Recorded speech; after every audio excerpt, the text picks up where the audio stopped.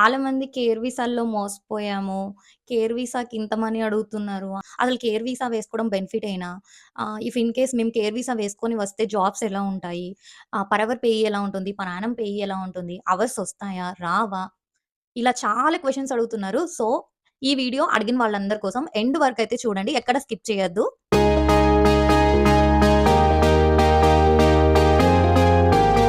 Hey guys! Welcome back to our channel. అందరూ ఎలా ఉన్నారు? మేమైతే చాలా బాగున్నాము.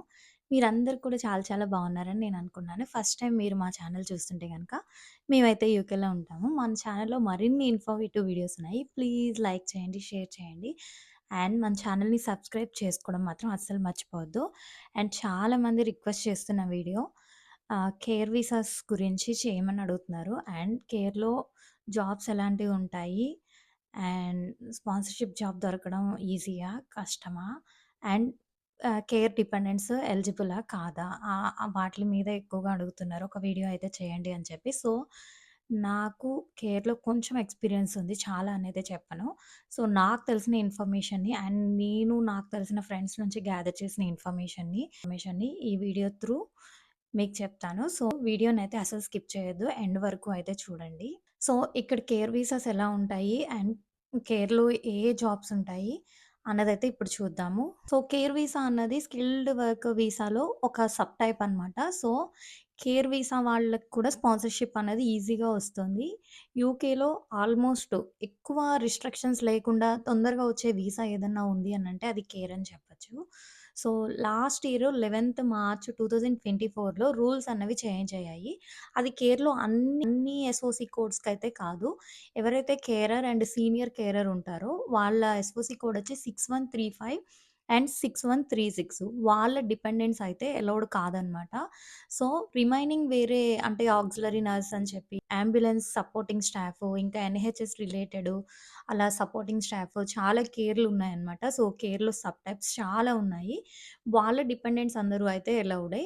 పర్టిక్యులర్‌గా carer and senior carer dependents అయితే అలౌడ్ కాదు. ఇఫ్ ఇన్ కేస్ మీరు ఆ రూల్స్ ఇంప్లిమెంట్ కాకముందు నుంచి కేర్‌లో ఉన్నారనుకోండి. సో, మీ డిపెండెంట్స్ అలౌడ్. అది ఇన్‌సైడ్ యూకే అయినా, ఔట్‌సైడ్ యూకే అయినా. అదే మీరు 11థ్ మార్చ్ 2024 తర్వాత చేంజ్ చేసుకున్నారనుకోండి. సో, మీ డిపెండెంట్స్ అయితే అలౌడ్ కాదు.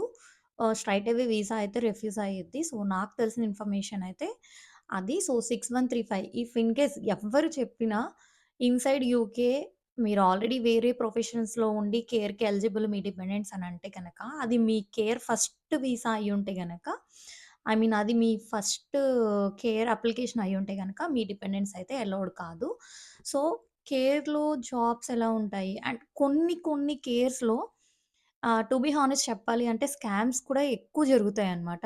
ఎందుకంటే మనీకి స్పాన్సర్‌షిప్ జాబ్స్ అని చెప్పి అరౌండ్ £12,000 £13,000 అలా చార్జ్ చేస్తున్నారు. సో, చేసి ఆహ్, వాళ్ళకి 1, 2 మంత్స్ వర్క్ అలొకేట్ చేస్తారు. థర్డ్ మంత్ నుంచి పేరోల్ అంతా కట్ చేసేసి వాళ్ళకి స్పాన్సర్‌షిప్ జాబ్స్ అన్నవి అంటే లైసెన్స్ పోవడము అలాంటివి జరుగుతున్నాయి. సో, ఇఫ్ ఇన్ కేస్ మీరు పర్టిక్యులర్‌గా కేర్ వీసాస్ అప్లై చేసుకుంటే గనక డెఫినిట్‌గా మీకెవరన్నా ఆఫర్ చేసినా అది మనీ చార్జ్ చేస్తూ లేదా ఫ్రీగా మీ ఎక్స్‌పీరియన్స్‌ని బేస్ చేసుకొని స్పాన్సర్ చేసినా కూడా, మీకు జీఓవీ.యూకే వెబ్‌సైట్‌లో ఆ కంపెనీ, ఆ ఆర్గనైజేషన్ యొక్క డీటెయిల్స్ ఎవ్రీథింగ్ అక్కడ ఉంటాయన్నమాట. సో, అండ్ వాళ్ళ లైసెన్స్ నంబర్సు అవన్నీ ఉంటాయి. సో, అవన్నీ అయితే చెక్ చేసుకోండి. ఆర్గనైజేషన్ యొక్క రెప్యుటేషన్ అదంతా.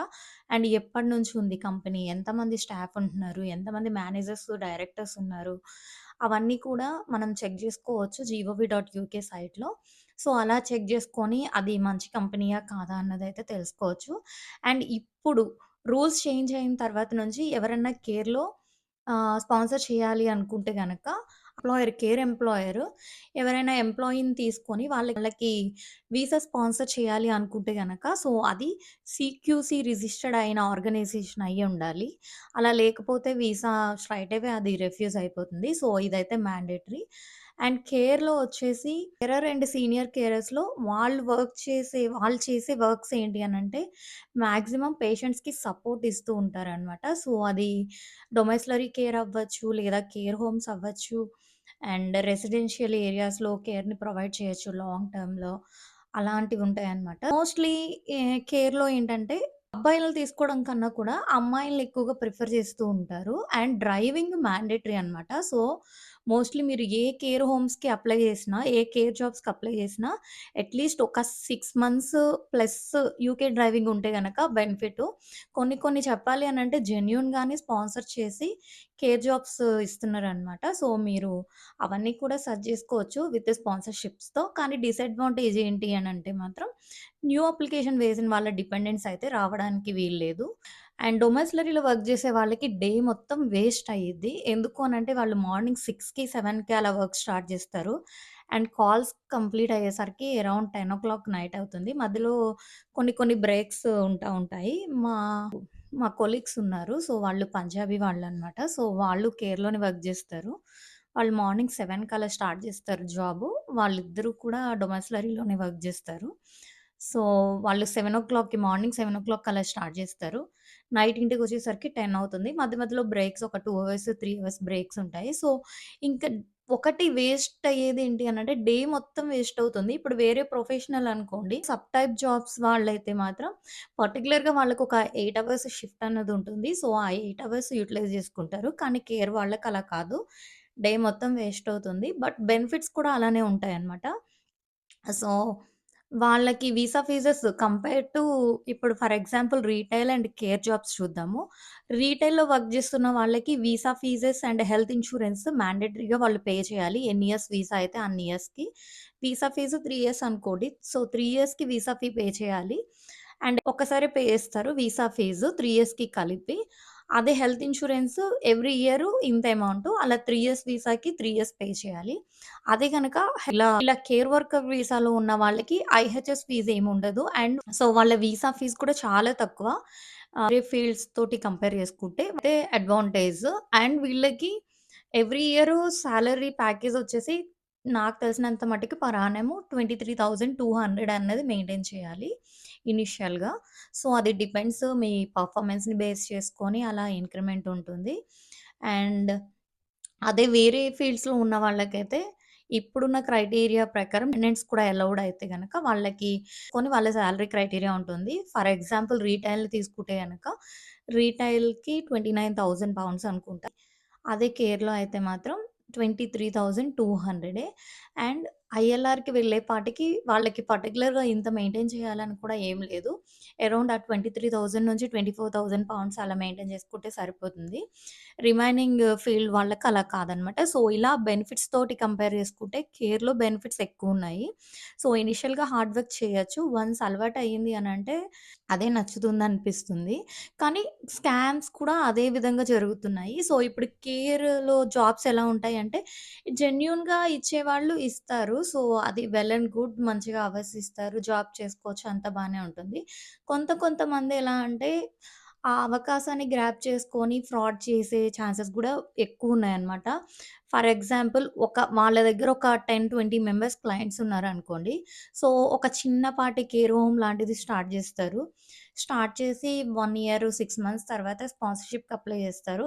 అప్లై చేసి వాళ్ళు ఒక ఇద్దరు ముగ్గురికి ఇచ్చి సరిగ్గా పేరోల్ రన్ చేయలేక నెక్స్ట్ క్లయింట్స్ డిస్కంటిన్యూ అయిపోయి సో, ఇలా వీసాలు వాళ్ళకి వేరే వేరే వాళ్ళకి స్పాన్సర్‌షిప్స్ ఇచ్చి 1, 2 మంత్స్ వర్క్ ఎలకేట్ చేసి, ఆ తర్వాత అవర్స్ లేకుండా, ఇవ్వకుండా రాను రాను స్పాన్సర్‌షిప్ క్యాన్సిల్ అవ్వడం అలా అది కూడా ఒక బిజినెస్ లాగా జరుగుతుందిక్కడ. సో, ఫస్ట్ నా సజెషన్ ఏంటి అనంటే మీరు ఏ కేర్ హోమ్ ఆఫర్ చేసిన జాబు ఫస్ట్ ఆ కంపెనీ గురించయితే ఎంతో కొంత ఇన్ఫర్మేషన్ అయితే తెలుసుకోండి. తెలుసుకొని వెళ్ళడానికి ఇంట్రెస్ట్ చూపించుకోండి. సో, ఏం తెలియకుండా అయితే అంత గుడ్డిగా అయితే నమ్మద్దు. ఎవరైనా dependents allowed. Especially SOC code 6135 and 6136 codes గనక మీ డిపెండెంట్స్ అలౌడ్ అనంటే మాత్రం అసలు నమ్మద్దు. అండ్ ఇక్కడ జరుగుతున్న ఫ్రాడ్స్ అయితే ఇవి కేర్‌లో. సో, చిన్న చిన్న ఆర్గనైజేషన్స్ వాళ్ళు హైర్ చేసుకుంటున్నారు. హైర్ చేసుకొని మనీ కోసం ఇదంతా. సో, ఇంత 12,000, 13,000 అలా చార్జ్ చేస్తున్నారు వాళ్ళ దగ్గర. చేసుకొని 1, 2 మంత్స్ పేరోల్ రన్ చేస్తారు. తర్వాత నుంచి ఇక కంప్లీట్‌గా పేరోల్ అనేది స్టాప్ జేస్తారు. సో, ఫైనల్‌గా ఏంటంటే జీఓవీ.యూకే హెచ్ఎంఆర్‌సీ నుంచి వాళ్ళకి ఈమెయిలొచ్చి ఇదయిపోయింది వీసా స్పాన్సర్‌షిప్ పోవడం అలా జరుగుతున్నాయి. అండ్ మీరు జీఓవీ.యూకే సైట్‌లో గూడా చెక్ జేసుకోవచ్చనమాట. వాళ్ళ స్పాన్సర్‌షిప్ లైసెన్స్ ఉందా? లేదా? ఏ స్టేటస్‌లో ఉంది? ఏంటి? అని చెప్పి. సో, అండ్ కేర్ హోమ్ బెస్టా? డొమెస్లరీ కేర్ బెస్టా? అనంటే గనక డ్రైవింగొస్తే మాత్రం డొమెస్లరీ బావుంటుంది. అంటే ఎక్కువ టైం ఒకే దగ్గర స్పెండ్ చేయకుండా ఆడుతూ, పాడుతూ డ్రైవింగ్ ఎంజాయ్ చేస్తూ కొన్ని కాల్స్ చేసుకుంటూ ఉంటారు. సో, అసలు ఫస్ట్ డొమెస్లరీ అంటే ఏంటి? కేర్ హోమ్ అంటే ఏంటి గూడా చూద్దాము. డొమెస్లరీ అంటే వాళ్ళకేంటంటే క్లయింట్స్ నుంచి వాళ్ళు కాల్స్ బుక్ చేసుకుంటారు. సో, వాళ్ళు పర్మనెంట్ క్లయింట్స్ అని కూడా కాదు. టెంపరరీ బేసిస్‌లో వాళ్ళకేమన్నా హెల్ప్ మాక్సిమం వాళ్ళు చేసుకోగలరు. వాళ్ళకేంటంటే కొంచెం సపోర్ట్‌ని వీళ్ళు అందించాలనమాట. అంటే ఇప్పుడు ఫుడ్ ప్రిపరేషన్ కానీ, సమ్ పర్సనల్ కేరు ఆహ్, అన్నీ చేయాల్సొస్తుంది. ఒక్కొక్క పేషెంట్ కండిషన్స్‌లో అంటే ఒక్కొక్క పర్సన్ స్టేటస్ ఒక్కొక్కలా ఉంటుంది కదా! సో, పర్సనల్ కేర్ ఇవ్వాల్సొస్తుంది. అంటే ఒక్కొక్కసారి బాత్ చేపించాల్సొస్తుంది. అండ్ డైపర్స్ చేంజ్ చేయాల్సొస్తుంది. వాళ్ళ బ్రషింగు, కొన్ని కొన్ని మెడికేషన్స్ ఉంటాయి. ఆ మెడికేషన్స్ ఇవ్వాల్సొస్తుంది. అండ్ ఇంకేమన్నా చిన్న చిన్నవి ఏమన్నా దెబ్బలలాంటివి తగిలాయనుకోండి, సో, అలాంటివి కూడా అంటే ఆయింట్‌మెంట్స్ రాయడము, అలా పర్సనల్ కేర్ అన్నది ఇవ్వాల్సొస్తుందనమాట. అవి ఏంటంటే ఒక half an hour, 10 minutes, 15 minutes అలా కాల్స్ ఉంటాయి. సో, వాటిల్ని కాల్స్ అని అంటారు. అండ్ వీటిలోనే సింగిల్ కాల్స్ ఉంటాయి. డబుల్ అప్ కాల్స్ కూడా ఉంటాయి. అంటే సింగిల్ కాల్ ఏంటంటే ఇప్పుడు ఆ పర్సన్ ప్రాపర్ మంచిగానే ఉన్నాడనుకోండి. సో, చిన్న చిన్న వర్క్సే అయితే గనక ఒక పర్సన్ వెళ్ళి వాళ్ళని టేక్ కేర్ చేస్తారు. ఒక 10, 15 మినిట్స్ వాళ్ళకి సపోర్ట్ ఇచ్చేసి దెన్ రిటర్న్ అయిపోతారు. అదే డబుల్ అప్ కాల్స్ అంటే ఏంటంటే వాళ్ళంత వర్క్ చేసుకోలేరు. సో, మేబీ బెడ్ మీద ఉండుండొచ్చు. సో, పర్సనల్ కేర్ అన్నది కొంచెం ఎక్కువ చేయాల్సుంటుంది. ప్రాపర్ బెడ్ రెస్ట్‌లో ఉంటూ వాళ్ళకి పర్సనల్ కేర్ అన్నది చేయాల్సొస్తుంది. సో, అలాంటి వాళ్ళకేంటంటే ఇద్దరు పర్సన్స్ ఒక ఇద్దరుండి సపోర్ట్ అన్నది ఇస్తారనమాట. సో, ఇదంతా ఏంటంటే డొమెస్లరీకి సంబంధించింది. అదే కేర్ హోమ్ ఏంటి అనంటే లాంగ్ టర్మ్‌లో ఈ డొమెస్లరీలో ఏంటి అనంటే పర్సన్స్ వాళ్ళ హోమ్స్‌లోనే ఉంటారు. సో, ఉండి వాళ్ళు బుక్ జేసుకుంటారనమాట. సో, వాళ్ళ హోమ్స్‌కి వెళ్ళి వీళ్ళు సపోర్ట్ అనేది ఇస్తూ ఉంటారు. అదే కేర్ హోమ్స్ ఏంటంటే, కేర్ హోమ్స్, డొమెస్లరీ ఇది ఇష్టపడే వాళ్ళు ఇది ఇష్టపడతారు. డ్రైవింగ్ ఉంటే బెనిఫిట్ అనమాట. సో, కొన్ని కొన్ని వాటిల్లో ఏంటంటే, డ్రైవింగ్ అయితే మ్యాండేటరీ. ఇలా డొమెస్లరీ చేస్తున్నప్పుడైతే మ్యాండేటరీ అనమాట. కేర్ హోమ్ ఏంటంటే at a time 12 hours 14 hours, 10 hours అలా షిఫ్ట్స్ ఉంటాయి. సో, అదేంటంటే ఒక ఆర్గనైజేషన్‌లో ఇంత ఒక నంబర్ ఆఫ్ పర్సన్స్‌ని కేర్ చేయడం అనమాట. సో, వాళ్ళకి సేమ్ పర్సనల్ కేర్ ఇవ్వాల్సొస్తుంది. ఫుడ్ ప్రిపరేషన్ అన్నీ ప్రొవైడ్ చేయాల్సొస్తుంది. అంటే ఫర్ ఎగ్జాంపుల్ ఏమైనా మెడిసిన్స్ ఇవ్వాలంటే అవి టైమ్ టు టైమ్ మేనర్‌లో వాళ్ళకి హెల్ప్ చేయడము. అండ్ కొన్ని పర్సనల్ వర్క్స్, పర్సనల్ కేర్ ఇవ్వడము అవి కామను. కానీ షిఫ్ట్స్‌లో మాత్రం వాళ్ళకి బ్రేక్స్ ఉంటాయి. వీళ్ళకేంటంటే కంటిన్యూషన్ ఒక 10, 12 అవర్స్ షిఫ్ట్ ఉంటుంది. అండ్ ఒకటే ప్లేస్ కాబట్టి అంటే వాళ్ళ రెసిడెన్షియల్ ఏరియా అనమాట కేర్ హోమ్ అన్నది. సో, ఆ పర్సన్స్ ఆర్గనైజేషన్‌లో ఏదైతే కంపెనీ ఉందో ఆ కంపెనీ రన్ చేస్తూ ఉంటుంది. సో, అందులో క్లయింట్స్ ఉంటారనమాట. సో, అంటే ఫర్ ఎగ్జాంపుల్ ఇగ వాళ్ళు కంప్లీట్‌గా చేసుకోలేకుండా ఆహ్, ఒకళ్ళ మీద డిపెండ్ అయ్యి ఉంటారు కదా! సో, అలాంటి వాళ్ళనేంటంటే కేర్ హోమ్స్‌లో జాయిన్ చేస్తారు. సో, వాళ్ళు లాంగ్ టర్మ్ నుంచి ఆ రెసిడెన్షియల్ ఏరియాలోనే ఉంటారనమాట. ఆఫ్ పీపుల్‌కి గ్రూప్ ఆఫ్ పర్సన్స్ కేర్ అనేది ప్రొవైడ్ చేస్తూ ఉంటారు. సో, అద్ అదదే, ఇది ఇదే. డొమెస్లరీ ఇష్టపడే వాళ్ళు డొమెస్లరీ ఇష్టపడతారు. కేర్ హోమ్ ఇష్టపడేవాళ్ళు కేర్ హోమ్ ఇష్టపడతారు. సో, డ్రైవింగొచ్చి నాకు కంటిన్యూషన్ ఒకటే ప్లేస్ కాదు తిరగాలి అనుకునే వాళ్ళకి డొమెస్లరీ నచ్చుతుంది. అలా కాదు నాకు డ్రైవింగ్ అంతగా రాదు. సో, నేను ఒకటే ప్రాపర్ షిఫ్ట్ చేస్తా అనుకున్న వాళ్ళకి కేర్ హోమ్ నచ్చుతుంది. డ్రైవింగ్ ఉంటే మాత్రం బెనిఫిట్. అండ్ కొన్ని కొన్ని ఆర్గనైజేషన్స్‌లో ఏంటంటే డ్రైవింగ్ ప్లస్ పాయింట్ అయ్యిద్ది. మీకు ఒకవేళ యూకే డ్రైవింగ్ లైసెన్స్ ఉండి ఒక 6 మంత్స్, 7 మంత్స్ ఎక్స్‌పీరియన్స్ ఉందనుకోండి, ఫ్రీ స్పాన్సర్‌షిప్స్ చేసేవాళ్ళు చాలామందున్నారు. సో, మీరే డైరెక్ట్ ఆన్‌లైన్‌లో సెర్చ్ చేసుకొని జాబ్స్‌కి అప్లై చేసుకోవచ్చు. అండ్ కొన్ని కొన్ని సర్టిఫికేషన్స్ చేస్తే అంటే బ్యాండ్స్ ఉంటాయి. లెవెల్ 1, లెవెల్ 2, లెవెల్ 3 అని చెప్పి. అలా కేఎస్‌లో అలాంటివి చేసి కంప్లీట్ చేస్తే గనక సో, వాళ్ళకి ఎక్స్‌పీరియన్స్‌ని బేస్ చేసుకొని ఎన్‌హెచ్‌ఎస్ అలాంటి వాటిల్లో అంటే హాస్పిటల్స్‌లో కూడా జాబ్స్ వచ్చే ఛాన్సెస్ ఉంటాయన్నమాట. సో, నర్సింగ్ అలా చేసిన వాళ్ళుంటారు కదా! సో, అది. బట్ మీరు కేర్ హోమ్ చూజ్ చేసుకునేటప్పుడు మాత్రం అది సీక్యూసీ రిజిస్టర్డ్ అయ్యుండేలాగా అయితే చెక్ జేసుకోండి. అండ్ చాలా ఫ్రాడ్స్ జరుగుతున్నాయి. అదైతే ఎవ్వరిని గుడ్డిగా అయితే నమ్మొద్దు. ఒకటికి 10 సార్లు మొత్తం డీటెయిల్స్ తీసుకొని చెక్ జేసుకోండి. అండ్ ఇండియా నుంచి ఇప్పుడెవరైనా కేర్ వీసా వేసుకొని రావాలి అనుకుంటే గనక సో, వాళ్ళ డిపెండెంట్స్ అయితే అలౌడ్ కాదు. సో, ఆ ఇన్ఫర్మేషన్ కూడా చెక్ జేసుకోండి. ఇఫ్ ఇన్ కేస్ ఎవరన్నా మీకు రాంగ్‌గా గైడ్ చేసినా కూడా నమ్మద్దు. అండ్ నేనొక్కటే చెప్తా నా ఎక్స్‌పీరియన్స్‌ని బేస్ చేసుకొని, ఎవరైనా రాంగ్ గైడెన్స్ ఇస్తుంటే గనక ఎవ్వరిని నమ్మద్దు. పోతే పోయాయి మనీ అని చెప్పి ఏదో ఒక సొలిసిటర్‌ని ఫైండ్ ఔట్ చేసుకొని, వాళ్ళ దగ్గర ఏదో ఒక half an hour or 1 hour slot book చేసుకొని, ఇన్ఫర్మేషన్ అన్నది గ్యాదర్ చేయండి. సో, అదే బెస్ట్ ఆప్షన్ నన్నడిగితే. అండ్ డెమెన్షియా పేషెంట్స్ కూడా ఉంటారనమాట. అంటే వాళ్ళకి కొంచెం మతిస్థిమితం సరిగ్గా ఉండదు. సో, వాళ్ళకి ఒక పేయి ఉంటుంది. ఒకటి పేషెన్స్ ఉండి మీకు ఎక్స్‌పీరియన్స్ ఉంది అనంటే గనక కేర్ జాబ్ బెస్ట్ ఆప్షన్ అనే చెప్తాను. సో, మహా అయితే ఒక 6 మంత్స్, ఓ 3 మంత్స్ స్ట్రగుల్ అవుతాము. బట్ బెనిఫిట్స్ పరంగా అయితే care best option inside UK వాళ్ళకి. అండ్ వచ్చే వాళ్ళకి గూడా సింగిల్స్ ఎవరన్నా వేసుకుంటా అంటే బెటరే. ఒకటి పేషెన్స్ చాలా ఉండాలనమాట. ఎందుకనంటే ఇప్పుడు మన పేరెంట్స్‌ని ఎలా కేర్ చేస్తామో, సో ఇక్కడ వాళ్ళని అంతకు మించి చేయాలి. సో ఒక్కొక్కళ్ళు కొంచెం మెంటల్లీ డిస్టర్బ్డ్ అయ్యి ఉండేవాళ్ళు గూడా ఉంటారు. సో అలాంటి వాళ్ళు అంటే నాకు పర్సనల్‌గా తెలీదు. బట్ ఒకళ్ళు చెప్తే విన్నాను. సో వాళ్ళేం చేసినా గూడా మనం హైపర్ అయిపోయి వాళ్ళ మీద చేసుకోవడం అలాంటివైతే అస్సలు చేయకూడదు. అదైతే చాలా తప్పు. సో, ఒక్కటి పేషెన్స్ అయితే ఉండాలని మాత్రం చెప్తాను. జెన్యూన్‌గా స్పాన్సర్‌షిప్స్ చేసేవాళ్ళు చాలామందున్నారు. అండ్ నాకు తెలిసిన ఫ్రెండ్స్‌కి గూడా మనీ ఏం చార్జ్ చేయకుండా వాళ్ళ ఓన్ ఎక్స్‌పీరియన్స్ తోటి స్పాన్సర్‌షిప్ తీసుకున్న వాళ్ళు గూడా ఉన్నారనమాట. మాక్సిమం కేర్ గురించయితే ఒక ఐడియా వచ్చిందని నేననుకుంటున్నాను. అండ్ బెనిఫిట్స్ కూడా ఎంత హార్డ్ వర్క్ ఉందో బెనిఫిట్స్ కూడా అంతే ఉన్నాయి. బట్ మీరు బ్యాక్‌గ్రౌండ్ స్టడీ చేసుకొని వాట్ ఈస్ వాట్ అన్నది తెలుసుకొని ముందుకు స్టెప్ వేస్తే మాత్రం బెస్ట్. నెక్స్ట్ వీడియోలో ట్రై చేస్తాను. ఏమన్నా జాబ్స్‌కి ఎలా అప్లై చేసుకోవాలి ఏంటి అని చెప్పి. ఇప్పుడు ప్రెజెంట్ అయితే ఇన్‌సైడ్ యూకే ఎక్కువగా రిక్రూట్ చేసుకుంటున్నారు. ఔట్ సైడ్ యూకే అంత ప్రిఫర్ చేయట్లేదు. అది బాగా మంచి ఆర్గనైజేషన్ అయితేనే హైర్ చేసుకుంటున్నారనమాట. సో, చిన్న చిన్న ఆర్గనైజేషన్స్‌కి ఔట్‌సైడ్ యూకే అలో చేయట్లేదు కేర్‌లో జాబ్స్. సో, ఇండియాలో కొన్ని కొన్ని కన్సల్టెన్సీస్ ఆఫర్ చేస్తున్నాయని చెప్పి చెప్తున్నారు చాలామంది నాకు. సో, నమ్మచ్చా ఏంటి అని చెప్పి. సో, అది డిపెండ్స్ అండి. ఇప్పుడు ఒక కంపెనీ మంచిది, ఒకటి కాదు అని చెప్పి చెప్పలేము. సో, నేను చెప్పే సజెషన్ ఏంటి అనంటే, వాళ్ళ త్రూ ఎవరన్నా వచ్చి ఉన్నారనుకోండి, అట్‌లీస్ట్ 1 ఇయర్, 2 ఇయర్స్ ఇక్కడ వర్క్ చేస్తున్నారు. ప్రాబ్లమ్ ఏం లేదు అనంటే, దెన్ నమ్మచ్చు. అలా కాకుండా 1, 2 మంత్సే అయ్యింది అనంటే చెప్పలేం కదా! ఇప్పుడు 2 మంత్స్ పేరోల్ రన్ చేసి థర్డ్ మంత్ ఎగ్గొట్టేయవచ్చు. సో, అలాంటివి కూడా చాలా జరుగుతున్నాయి. ఇప్పుడు మీరు అంతా ఇన్వెస్ట్‌మెంట్ పెట్టుకొని వచ్చి ఇక్కడ మోసపోయారనుకోండి, మళ్ళీ వేరే ఆప్షన్స్ ఎతుక్కోవడానికి కూడా చాలా టైం పట్టిద్ది. అండ్ ఇదంతా ఏంటంటే బడ్జెట్‌కి సంబంధించినది. సో, అందులోను ఇప్పుడు డిపెండెంట్స్ లేరు కాబట్టి అదొకటి డ్రాబ్యాక్ అని చెప్పొచ్చు కేర్‌లో.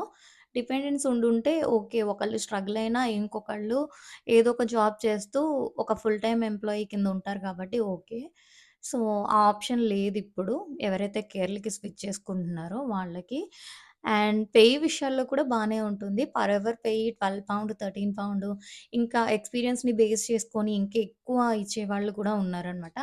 అండ్ కొంతమందికి అవర్స్ రాక స్ట్రగుల్ అవుతున్న వాళ్ళున్నారు. అండ్ కొన్ని ఆర్గనైజేషన్స్‌లో మంచిగా అవర్స్ ఒచ్చి అరౌండ్ 3,00,000 వరకు ఎర్న్ చేసుకుంటున్న వాళ్ళు కూడా ఉన్నారు. సో, ఇది మొత్తం ఏంటంటే డిపెండ్స్ అనమాట. సో, ఇఫ్ ఇన్ కేస్ ఎవరైనా ఇంట్రెస్ట్ చూపిస్తే గనక మ్యాండేటరీగా అయితే డ్రైవింగ్ అయితే నేర్చుకోండి. అది యూకేదైతే ఇంకా ప్రిఫర్డ్ అనమాట. సో, ఈ ఔట్‌సైడ్ యూకే నుంచి ఎవరైనా వస్తున్నారు అంటే గనక ఇంటర్నేషనల్ డ్రైవింగ్ లైసెన్స్ అయితే చేసుకోండి. అలా చేసుకున్నది యూకేలో 1 ఇయర్ వరకు ఎలిజిబిలిటీ ఉంటుంది. తర్వాత మీరు ఇక్కడ థియరీ అండ్ ప్రాక్టికల్ క్లియర్ చేసుకొని ఆల్రెడీ ఎక్స్‌పీరియన్స్‌డ్ కాబట్టి సో, డ్రైవింగ్ ఏమంత హార్డ్ ఉండదు. సో, ఈజీగా వచ్చేస్తుంది. సో, అది ఈరోజు వీడియో. మీ అందరికైతే అర్థమైందని నేను అనుకుంటున్నాను. ఇన్ని ఇన్ఫర్మేటివ్ వీడియోస్ కోసం please do subscribe to Telugu voice in UK. And చాలామంది ఇంకా దొంగలా చూస్తున్నారు. ప్లీజ్ అదేదో సబ్స్క్రైబ్ చేసుకొని చూస్తే నాకు మరిన్ని ఇన్ఫర్మేటివ్ వీడియోస్ చేయాలని చెప్పి అనిపిస్తుంది. సో, మీకేదన్నా పర్సనల్‌గా యూకేలో ఏదన్నా విషయం గురించి కానీ, లేకపోతే ఏదైనా టాపిక్ స్పెసిఫిక్‌గా ఉంది తెలుసుకోవాలనుకుంటే గనక నాకు కామెంట్ చేయండి. సో, నేను ఆ వీడియోస్ చేయడానికి గూడా ట్రై జేస్తాను. అంతే ఈ వీడియో. See you in next video. Bye.